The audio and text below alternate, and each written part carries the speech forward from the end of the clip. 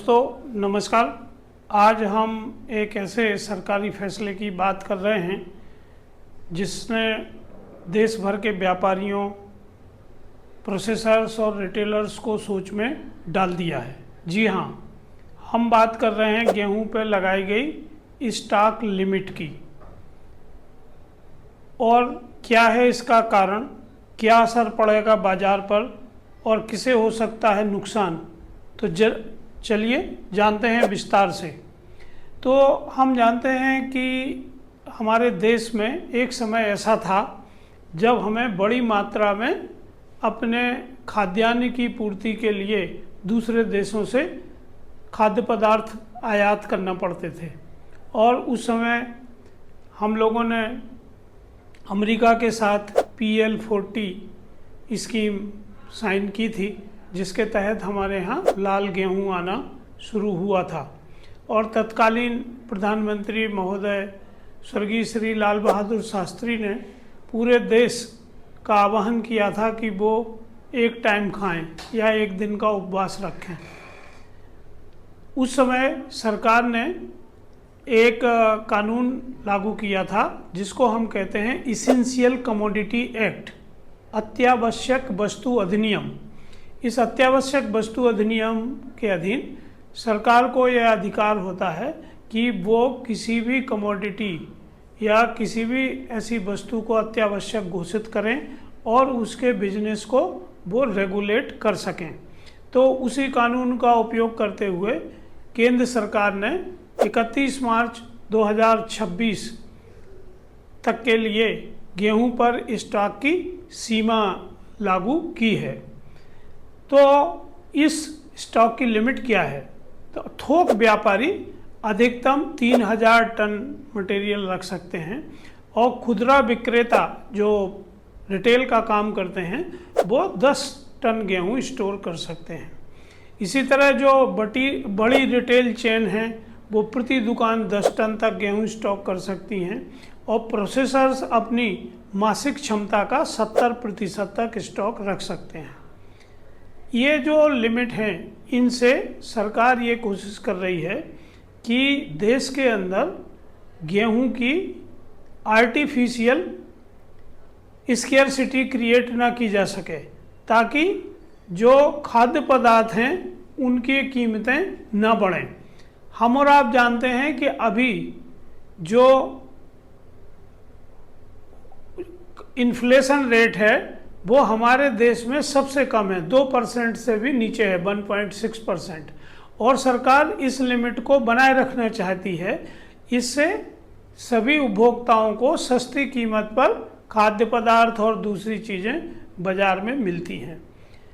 हमारे यहाँ हमेशा से एक टेंडेंसी रही है कि जो बड़े व्यापारी हैं, मल्टीनेशनल कंपनियां हैं, वो मार्केट को मैनिपुलेट करने के लिए हमेशा ओवर स्टॉक करते हैं, समय पे स्टॉक मार्केट में लाते नहीं हैं। और जब एक आर्टिफिशियल स्केर्सिटी बन जाती है तब अपने प्रॉफिट को मैक्सिमाइज करने के लिए वो अपना स्टॉक निकालते हैं। तो इसीलिए इस बनावटी कमी को रोकने के लिए और बाज़ार की कीमतों को नियंत्रित करने के लिए सरकार ने ये कदम उठाया है। हालांकि सरकार का दावा है कि 2024-25 के लिए गेहूं का रिकॉर्ड उत्पादन हमारे देश में हुआ है, जो 117.5 मिलियन टन है, जो पिछली साल से 3.7% अधिक है।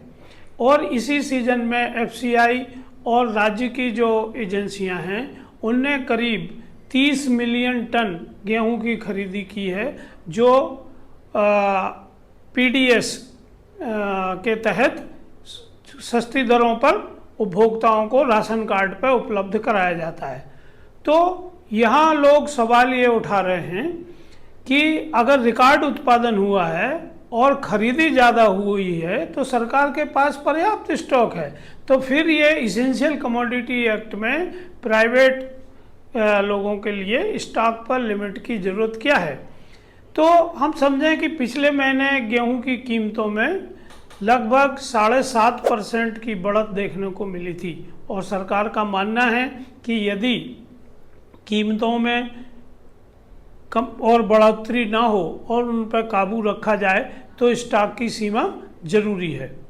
जो व्यापारी हैं, खासतौर से confederation of all India traders union ने इस पर नाराज़गी व्यक्त की है, और ये स्वाभाविक भी है, क्योंकि जो प्राइवेट व्यापारी हैं वो लॉन्ग टर्म प्लानिंग करते हैं, और जब इस तरह के प्रयास सरकार द्वारा किए जाते हैं तो उनकी पूरी प्लानिंग फेल हो जाती है। उनके जो कॉन्ट्रैक्ट हैं, जिस तरह का बिजनेस वो करना चाहते हैं, उनने लोन लिया है या दूसरे कॉन्ट्रैक्ट किए हुए हैं, तो इसमें दिक्कत होती है। इसीलिए पिछले कई सालों से, 10 सालों से ऊपर एग्रीकल्चर में FDI को 100% छूट मिली है, लेकिन बहुत सारी कंपनियां एग्रीकल्चर में इन्वेस्ट करके उसके इंफ्रास्ट्रक्चर में पैसा नहीं लगा रही हैं, क्योंकि सरकार के इसी तरह के निर्णयों की वजह से अनिश्चितता का माहौल रहता है। तो ये जो ऑल इंडिया ट्रेडर्स हैं, उनका कहना है कि अगर उत्पादन इतना अच्छा है तो फिर छोटे व्यापारियों को स्टॉक की लिमिट सीमित रखने के लिए मजबूर क्यों किया जा रहा है। व्यापारियों का मानना है कि इससे छोटे और मध्यम स्तरीय व्यापारियों को नुकसान होगा, और जो बड़े रिटेल सप्लाई चेन हैं या जो बड़ी मात्रा में पहले से मटेरियल स्टॉक किए हुए हैं, उनको इसका फ़ायदा हो सकता है।